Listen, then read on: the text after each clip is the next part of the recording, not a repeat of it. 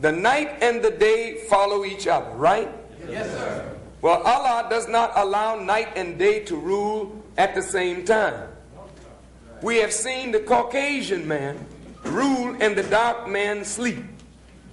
Right? Now you see the rise of the dark man.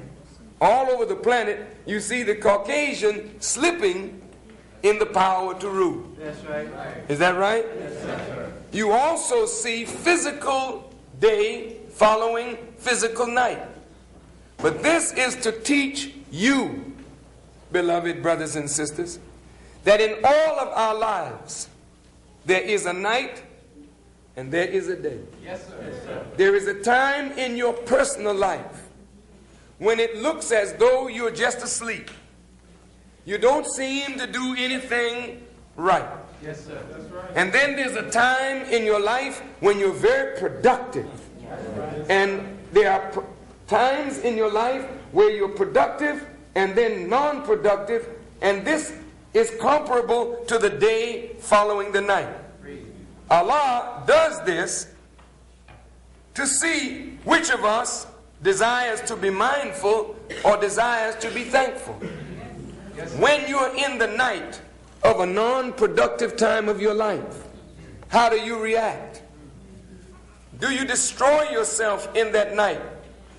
Or do you want to commit suicide in that night? Or do you want to get drunk and forget the cares in that night? Or will you remember the Creator in that night and see a light in the night that will guide you to the dawn of another day?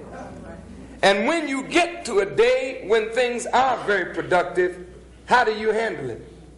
When you're very productive and things seem to be going the way you would like them to go, do you remember the Creator? Are you thankful for that day?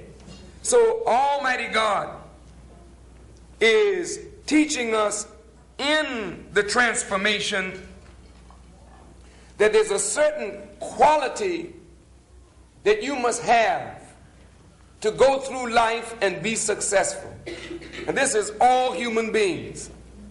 If you want to be successful in life, you cannot go through life ungrateful for the little things that happen in your life, even for the misfortunes that come in your life.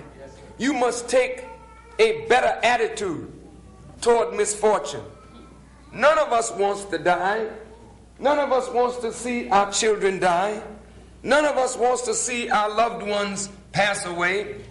But in the scheme of life, death is always an ever-present companion of life. So some misfortune will come to your life or mine. You want a big deal and you thought you had it and something just breaks loose at the last minute and you lose it. It's a misfortune. How do you handle it? Do you say, oh, you cuss and you bang your hand and say, damn, God ain't God? You know what I mean? Took my son, took my wife, took my husband, took my mama. Why I got to take them so young? I lost my baby. I had a miscarriage. Oh, things are terrible. Well, you're not the first one that had one.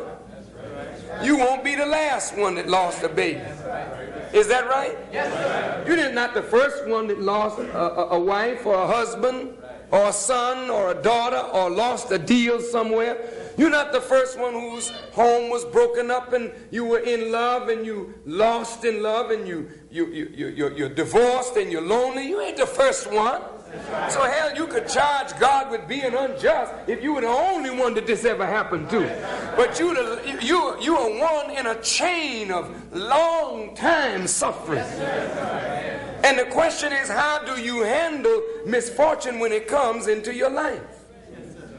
You know, the ship that goes out to sea, you hope that it's a clear day. Because then you hope that you're not going to get storms.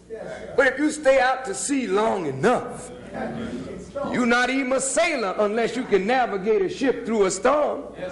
And you're not a living man or a living woman unless you can navigate your life through the storms and vicissitudes of life.